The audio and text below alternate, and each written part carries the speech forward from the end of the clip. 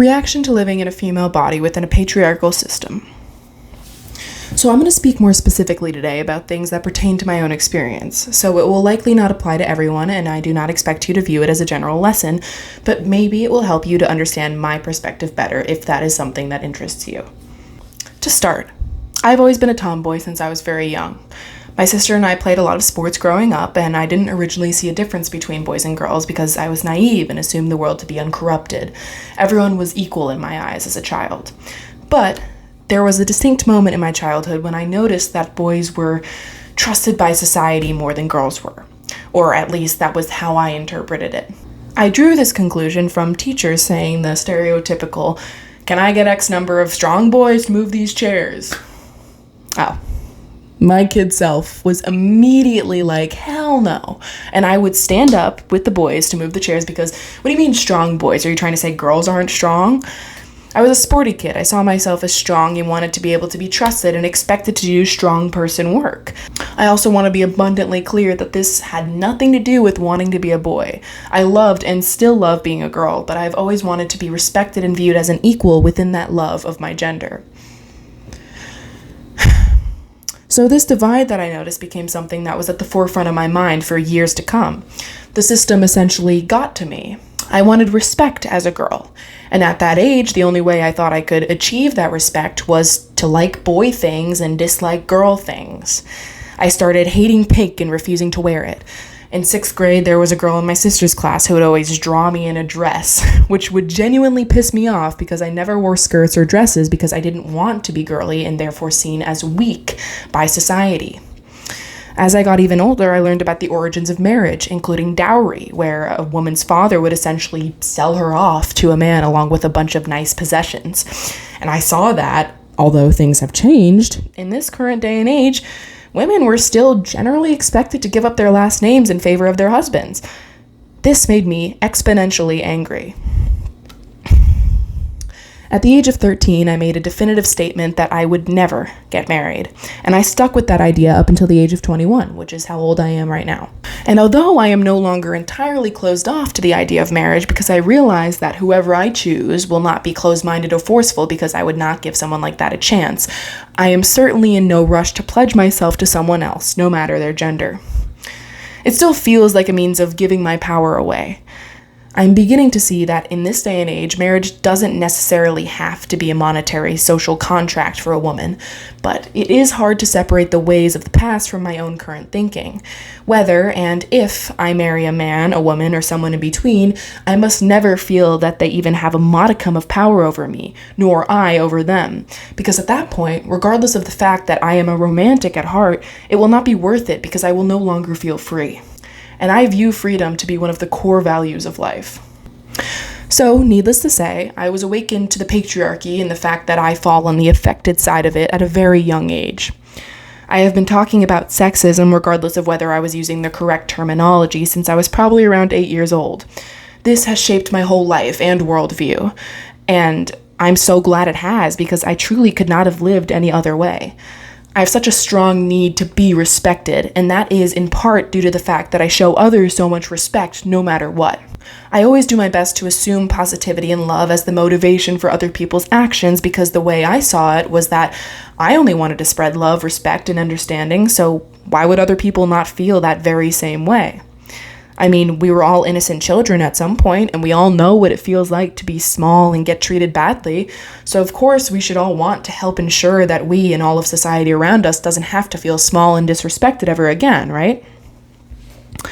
But as I have grown up, I have been shown the harsh reality of the world. Not all people think the way I do. And honestly, who am I to assume they should? Everyone feels just as strongly about their beliefs as I do mine, as you do yours. So of course they're going to fight for what they believe, even if it includes hurting other people. What I have learned is that staying around like-minded individuals the majority of the time is the best way to maintain peace and love in your life, if that is what you desire. And I don't mean this to say that you shouldn't interact with people who you disagree with at all. I actually think it is very beneficial to have harder interactions like that with respect between both parties. It helps to foster understanding between differing groups, and if you converse with an open mind, maybe you will truly begin to understand why other people think the way they do. That being said, I do think that on a daily basis, sticking around people who are like-minded in simplistic ways will serve to foster more peace in your life, because I'll take a wild guess that you don't want to be debating your loved ones all the time. For example, I wouldn't constantly hang out around someone whose end goal was to get married to the point that it was a constant talking point for them, unless they wanted to get in depth about the history of marriage and why we should all be aware of its patriarchal origins. So maybe a better example is that I would generally choose to hang out around the kinds of people that want to examine our society and culture in depth and question everything, not just accept that that's the way it is. But I hold no judgment towards those who do not want to question things, because I am duly aware that ignorance is bliss. And I do not blame people for wanting to stay unaware of the ways of the world, as they can be upsetting to learn at times. Okay, back to gender and how it has affected my life. As I grew up, I continued being a tomboy for the most part, occasionally wearing skirts in high school, so long as I paired it with crazy makeup and some flashy accessories. I also refused to learn how to do plain, normal makeup, because I felt that girls shouldn't have to do this arbitrary thing in order to be seen as normal when boys didn't. How was that fair? And to be frank, I still feel this way. In my opinion, makeup should be used as art, not as an insecurity cover. But in high school, I felt I had to be counterculture if I was embracing femininity. I cut my hair short senior year, which was liberating because through my tomboy childhood, my long hair was subject to many compliments, and people often wanted to play with it, which I loved. And I feel that my hair and the compliments it garnered were my only thin connection to my femininity at the time. But because of that, it became a safety blanket, and I was truly worried that I wouldn't be beautiful without my long hair. But I told myself that just because I felt that way, I had to cut it, because I would not be tethered to an abstract standard of beauty just because society said that it was so. So when I did cut my hair and saw that I was still beautiful, I was untethered from the only expected marker of femininity by society that I had ever previously followed. I felt free. I noticed that I lost male attention, which bothered me at first, but then I realized that it said a lot more about them than about me.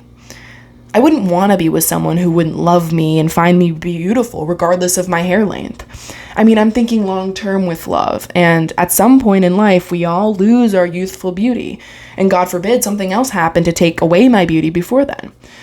I decided in that moment that I would not be with someone so shallow. Something that occurred because of my tomboy nature was assumption by society and even friends. Ever since I was 14, I have had people assuming I was a lesbian, which was so funny to me because I hadn't even had a male crush, much less a female crush at that point. I was a late bloomer with attraction, all around. But the assumption just got worse and worse as I grew. I used to get angry at people for saying it when I did start liking guys because I didn't want false information spreading. But then I did eventually come out as bi-curious and then bi my senior year of high school, which I honestly wasn't entirely sure about for a while until years down the line when I actually experienced attraction to a girl. These strictly lesbian assumptions about me also sharply demonstrate bi erasure, because people will often assume you can only like one gender. This is not true. And this is why I would generally consider myself to be unlabeled at this point. More assumption came as I entered college, with people assuming my tomboy style meant I was non-binary.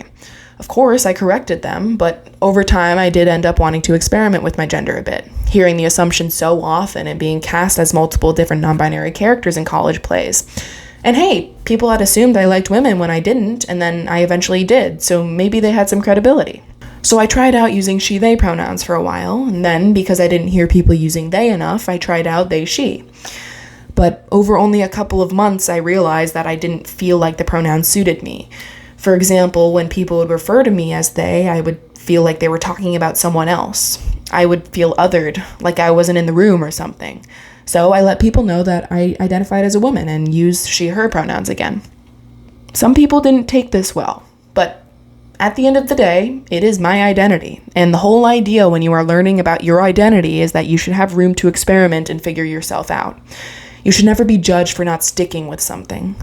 There are some people who detransition after being on testosterone or estrogen, and they are valid.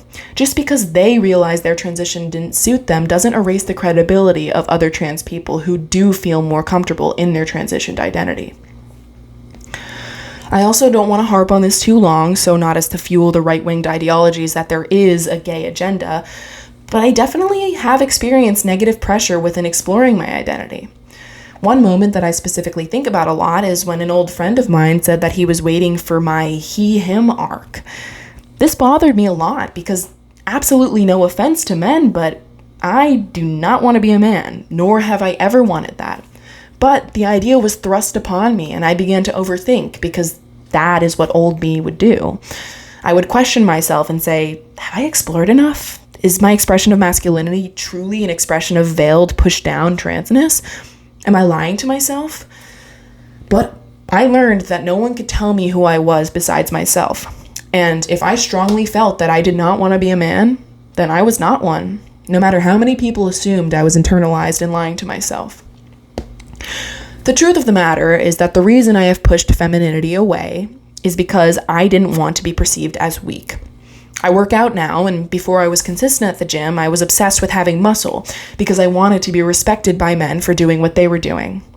But as I grow up more and more, I have learned that these are all things that lie within societally assigned gender roles, and gender cannot be defined to any group or number of interests or activities. Pink is not a girl's color. I mean, this point is furthered when you look at history and see that pink was originally used for little boys and blue was used for little girls. Gender is just that, gender. It does not determine your interests, nor does it affect the way you interact with the world. That is, unless you have been indoctrinated by society to follow strict gender roles. But there is always an escape route. You do not have to keep thinking the way you used to think, nor do you have to follow what society tells you, or, in my case, do the exact opposite of what society tells you pertains to your gender. I want to paint my nails whilst being respected. I want to be able to wear a skirt without being seen as weak. I want to work out without people thinking I want to be a man. And I can. And I will. Respect that. Thanks for watching. This is Kate. Peace out.